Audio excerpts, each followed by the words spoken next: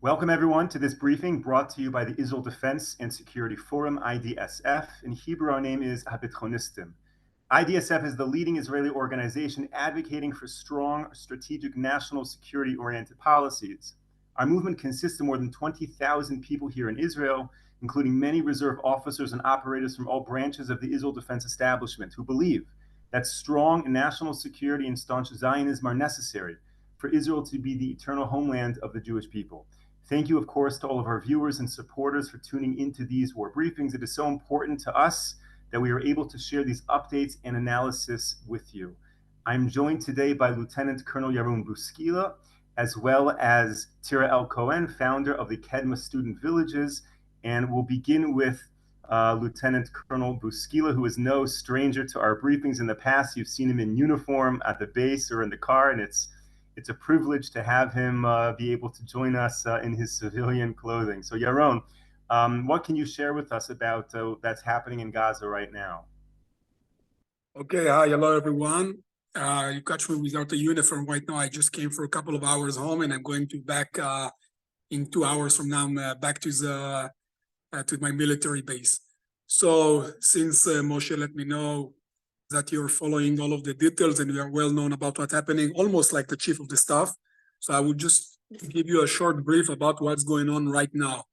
So I believe that you know that we are focusing right now in the north area of Gaza and in the south area of Gaza. As you probably know, the Gaza Strip, we have a couple of cities inside the Gaza Strip, Gaza in the north, Rafiah in the south, and we have the Deir el-Balach in the center, and Khan Yunis between Deir el-Balach to Rafiah. But as we know, much of their leaders actually escape when we open them the opportunity to go south, the corridor to go south. Most of their leaders, the leader of the Hamas, escape south, and actually most of them actually right now hiding deep in the underground in the tunnels in the area of Khan Yunis. As well, there have a lot of terror position, and some of them are still in the north. So we are, as I said, we are focusing in the north and in the south. At the same time, we're trying to build again all of the fence that surround Gaza and make the society, our civilians that left the villages that was located around the Gaza Strip, go back home. When we give them we will announce and tell them that they can back. But first, we're going to start with the villages that are starting from 4 kilometers to 7 kilometers. And by the time, if we will see and feel that the security situation is better, that we will open the opportunity to those that lived in the villages that close to the fence to come back home. Same time, we are destroying and exploding all of the tunnels as much as we can. We are finding a lot of tunnels, more than we even realize that they're in Gaza, and we're talking about hundred of kilometers of tunnels underground. Some of them are very, very, very massive. When you say massive, we're talking about cars that was driving underground, cars, motorcycles. So we're talking about a huge tunnels. Because we know that they use them for terror and to come close to our forces and to try to surprise our forces and to shoot and to attack them. So we're trying to expose as much as we can and not leave the tunnels behind after we will finish this war. We are planning as soon as possible to ask all of those soldiers that in reserve to go back and to finish their service, but still to stay with some of them and with the soldiers that are still in active duty. We're planning to live, I don't want to say how much, but a couple of divisions still in Gaza and keep them work and and try to find those leaders and to kill them, and of course to bring our hostages back home and not to leave Gaza until we will find all of our hostages and bring them home. Unfortunately, we know that some of them already died and we need to bring their bodies back home, and some of them are still alive. We're trying to find a solution to the south border. In Rafiah, as you probably know, the border between Gaza to Egypt is going all along the Rafiah. So there's actually a border between Egypt to Rafiah, and we don't want them to steal, smuggle weapons, and even I don't know, trying to take maybe the hostages and to move them from Gaza to Egypt to Sinai, and from them you just can imagine where. So we want to block this way underground and up off the ground. So we're trying to find a solution for that. There are a couple of ideas, but in the end of the day, we will decide the best idea that it can block for 100% the way from Gaza out. So we control and manage the people that are going inside and outside of Gaza. I mean, during we are fighting inside. And the last thing before I give you just the option to ask question, as you probably heard in the news, those terrorists by the time almost every day killing a soldier, sometimes one soldier, two soldier or more.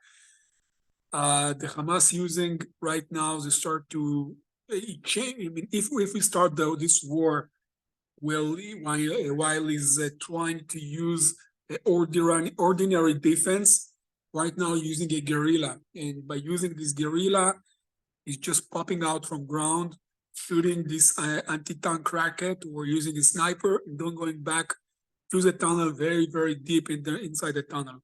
So from one hand, this is you have the option to surprise us, and some of the time to hit our vehicles and to kill our soldiers, unfortunately.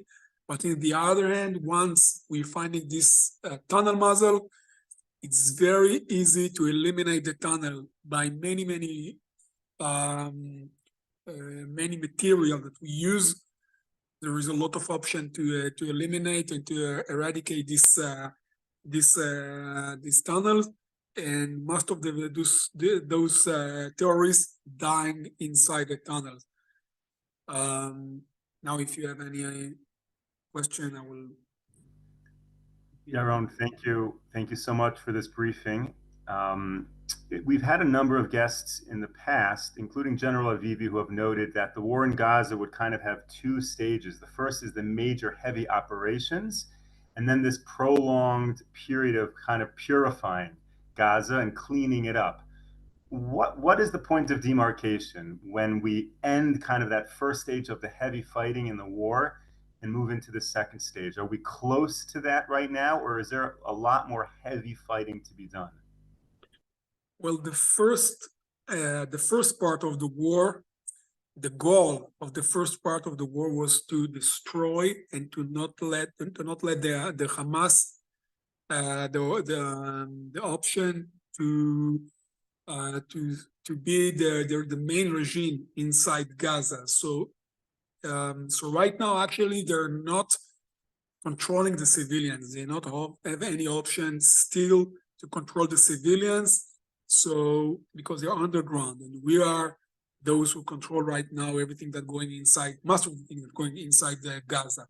Even when they're getting food supply, we're giving it to UNRWA, and UNRWA give it to the civilians. I mean, there is some of the time they're trying to getting over this to control these trucks and to take the food and to be the ones that giving the food, because if they have the food, they have the power.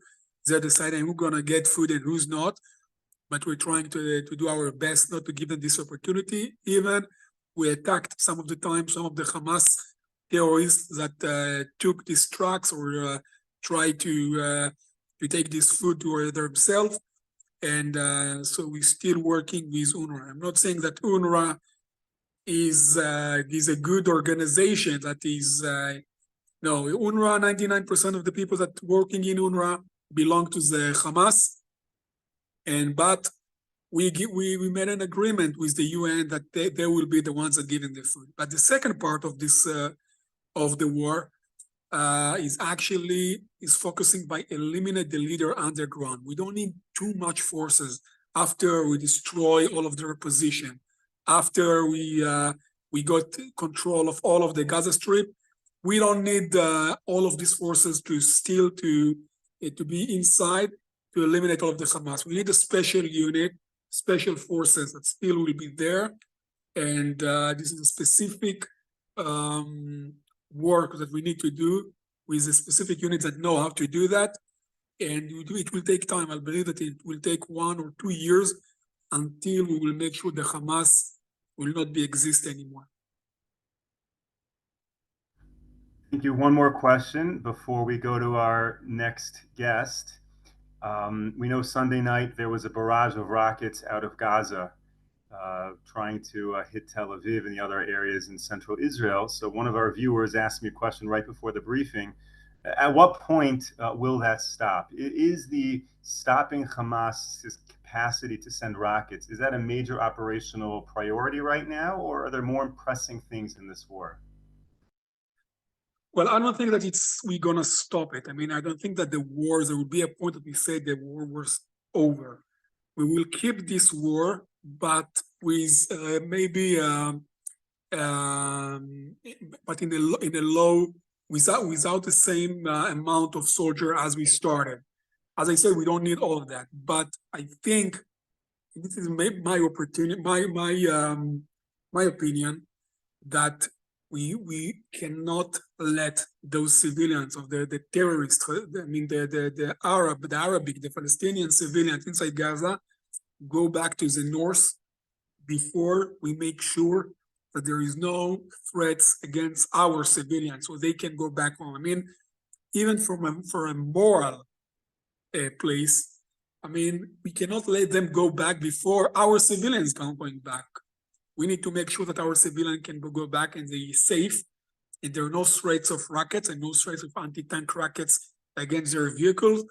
And of course, there are no tunnels, there are no chance for attacking them, and the same that they did before, they did October 7, and maybe then to let them go back to the north. But unfortunately, as we probably know, there is a lot of stress all over the world. They're pushing us not to open the corridor again and to let them go back to the north, and not to move them again from one place to another. So we will not attack Rafah. This is the decision of our leaders in the end of the day, and I hope that they will take the right decision. Lieutenant Colonel Yaron Buskila, thank you so much for joining us. Thank you so much for defending Israel and all of your amazing leadership. We look forward to having you back on our briefing again. And with that, we're going to go to our next guest. So thank you. So yesterday, we heard from Brigadier General Amir Avivi about the importance of settling the land of Israel and how that fits into the broader security of Israel. So we have a very special guest with us right now, Tirel Cohen, who is the founder of the Kedma Youth Villages. Tirel, thank you so much for joining us, the student villages, I apologize. Please introduce yourself and explain to our viewers what Kedma is. So, hello everyone. Yaron was talking about what's happening in Gaza, so we'll talk about the other side of the border, the communities that are right now evacuated, but what will be in the Gaza envelope in the time to come. So my name is Tirel Cohen. I am a founder and president of Kedma. We strengthen border communities. We bring young adults to live and volunteer in communities that are on the borders of the state of Israel. There are 300 communities that are, when we look at all Israel borders, starting the Lebanon border, going through the Golan Heights and the Yehuda v'Shomron, Judea and Samaria, Jordan Valley, and of course the Gaza envelope and the Arava, the Jordanian border. So all those areas have small communities. We're talking about 30 to 100 families in every community. And in those communities, a lot of time there's issues of security, of course, and about demographics and educational challenges. And what Kedma does is think about the community resilience in those communities through our young adults that come and live in those areas. The war, the 7th of October, met us very harshly in the Nir Oz student village in Kibbutz Nir Oz. That was one of the kibbutzim that the terrorists attacked, unfortunately, the strongest, without any distractions from around 7 a.m. to around 3:30 p.m. They were doing as they wanted. A beautiful community, around 70 families. And our students that were there, of course, were part of those horrific events, and the village itself was burned down by Hamas terrorists. So unfortunately, we're inside the situation, and we also have a community in Kibbutz Sufa, which is also was invaded by terrorists. Just to give some, in Sufa of course, not really only, but just in Nir Oz, if we had around 130 hostages and many dead, and most of the houses of the kibbutz got burned down. In Sufa, it was less, they had 3 people that fell, but it wasn't in the same, it didn't get as bad as it did in Nir Oz. In total, you can say that invading a community, going into the Yellow Gate, I know probably all of you have been in one of those communities. You have the Yellow Gate that puts you inside of a very safe space. Invading the safe space is something very dramatic in community's way of thinking about itself. And of course, recovery will take a lot of time. In just to give some proportions, in 75 years of the Israeli state, we only had 25 incidents in which a terrorist invaded a community.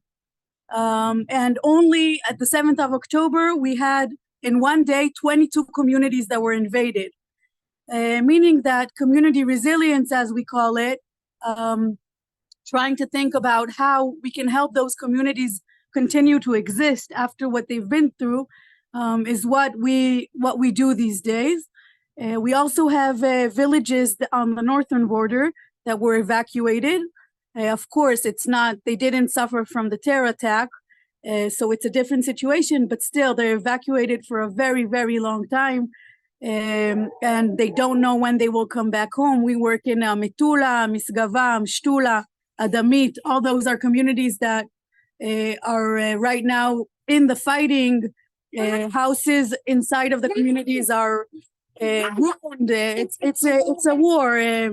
It's completely the war there, and the communities do not know when they will come back.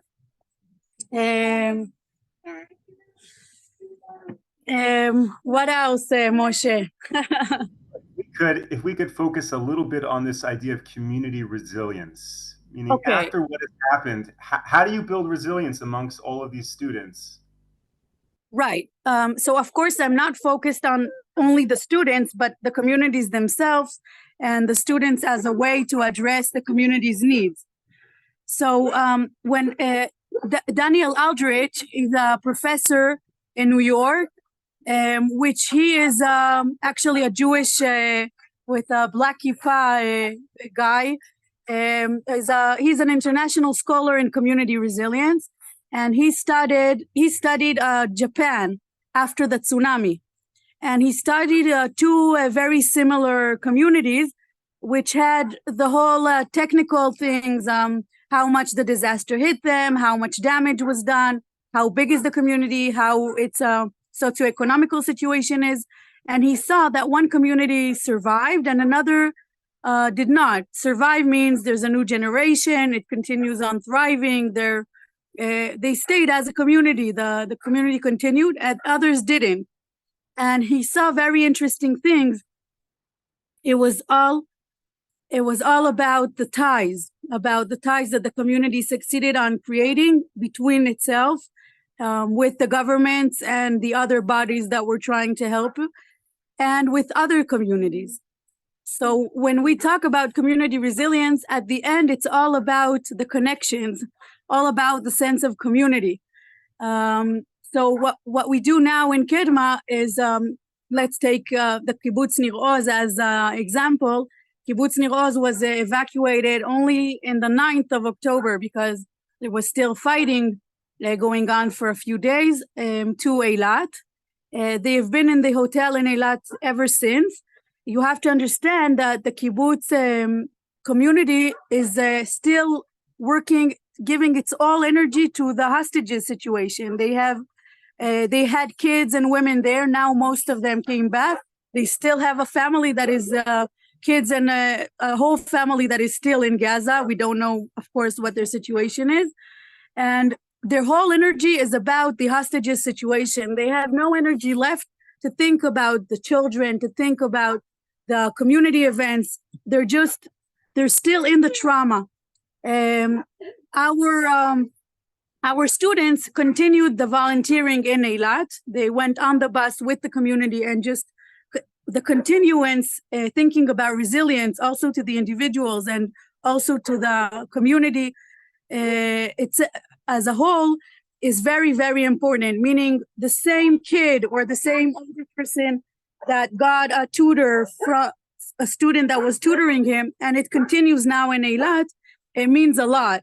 Of course, we also do community events and group meetings to those audiences, to kids, youth, and older people. Now, this week, Nir Oz community moved from Eilat to Kiryat Gat, and it's in southern Israel, but not very, very close to the border as they were. They were 2 kilometers from Gaza. Now, let's say they're 25 kilometers from Gaza. So what we do now is to try and do and continue our work wherever the community goes, with the goal, of course, to come back to the community itself when time comes. Tyrell, if you could just say again the name of that professor that you mentioned who did that study. So it's Daniel Aldrich. Daniel Aldrich, wonderful. Now right, and he's a world-class community resilience professor, which studied a few very interesting study cases, and he advised me a little bit about how to work in Kedma and how to measure our work throughout the years. Now, let me ask you a little bit of a different question. If we can zoom out for a minute, you work with students who are choosing to settle the land, to move to these development towns. In general, what do you find the interests are of these young Israelis? Do you find it's hard to identify such people? Or is there an overwhelming amount of the next generation, so to speak, who want to settle the land? Where are people's priorities right now? In Kedma, we work with young adults from 18 to 35. So we work with gap year members, after army discharged soldiers, students, and young families. So we have it on all the ages of young adults in Israel. And I can say that the world of the young adults in Israel got very turned upside down during the last few months.